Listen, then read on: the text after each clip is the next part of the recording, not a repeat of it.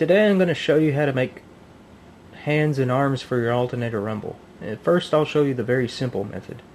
And to do that you're going to need a pair of hands from another alternator.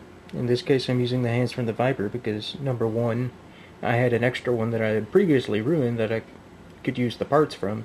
And number two, they have the smallest hands of any alternator.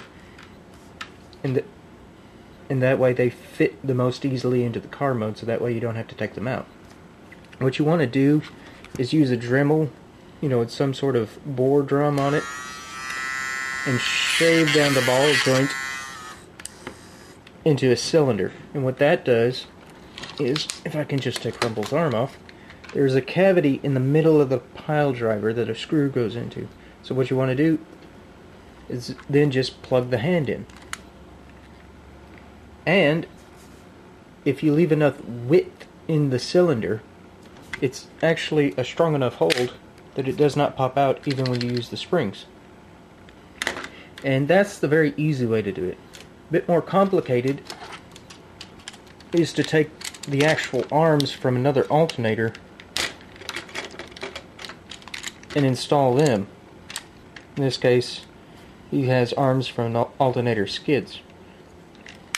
Yet another alternator that I had previously ruined and could use very easily for parts. As you can see, I've already taken all the screws out. Inside Rumble's arm is one piece held in by 3 screws, and inside that there's this socket that goes on the shoulder and a tract for it. And underneath this piece, if it'll come back out. Oh. Well, actually. No! Crap. Alright. I've taken all the screws out so I can show you how Rumble's arms are assembled. The first thing you need to do is take out these 3 screws, and then this piece will come off.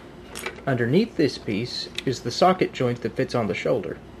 So you take that out, and that's just a freestanding piece that moves up and down on this tract.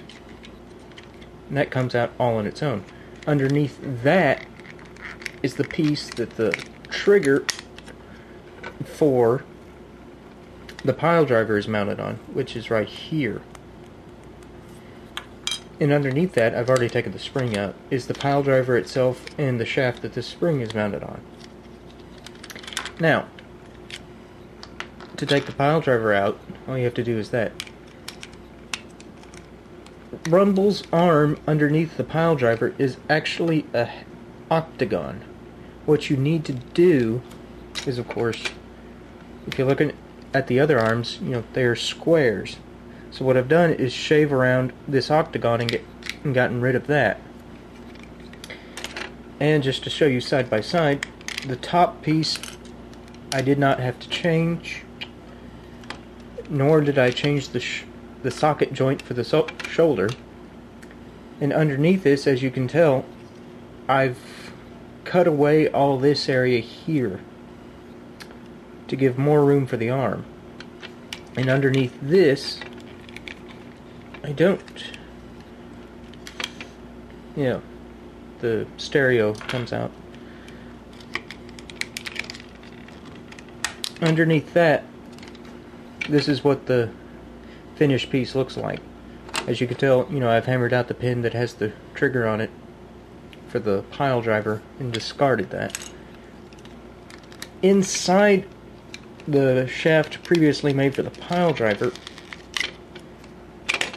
is the arm from a skids. And as you can tell, I've shaved down on this edge right here because even though with this area cut out, the socket for the shoulder is still sliding, directly above the arm. So I cut the profile down as far as I could, and the same, with the bit on the inside.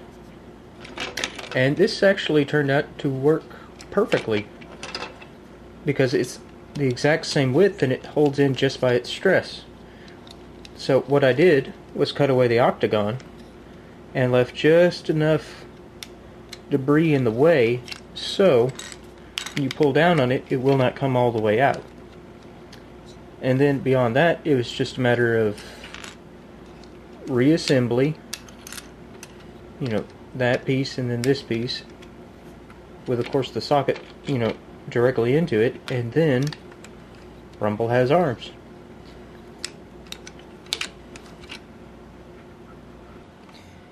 And finally, to answer your question, can it still turn back into a car? The answer is yes, it can. The way Rumble transforms, his head flips up back out of the way and turns around, so that way he can see where he's going. And the pile drivers fold back up, and the whole arm shifts and connects back to the hood right there. And as you can see, the hand sits very happily right behind the seat. As for this other arm, the one that I installed, I have to turn it that way. Yeah, it popped off. And, just like the other side,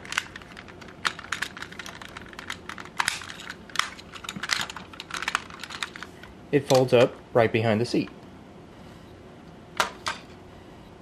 Yeah, you can see it right there. Now, obviously, one way is a whole lot simpler to do than the other way. So if you're not comfortable, you know, potentially destroying your toy on accident, I would suggest just taking a pair of hands from either an alternator that you don't want or have found on clearance, or maybe order, oh, what scale would they have to be? Maybe a 1/100th scale Gundam kit, and take the hands off that.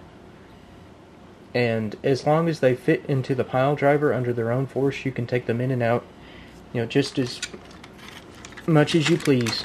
And I will say that if you shave too much down on the ball joint, like on this, that you can build it back up with clear nail polish and it will be a better fit. And other than that,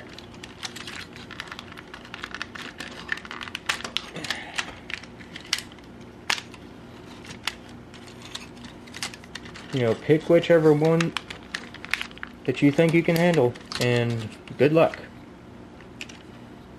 Rumble says hi.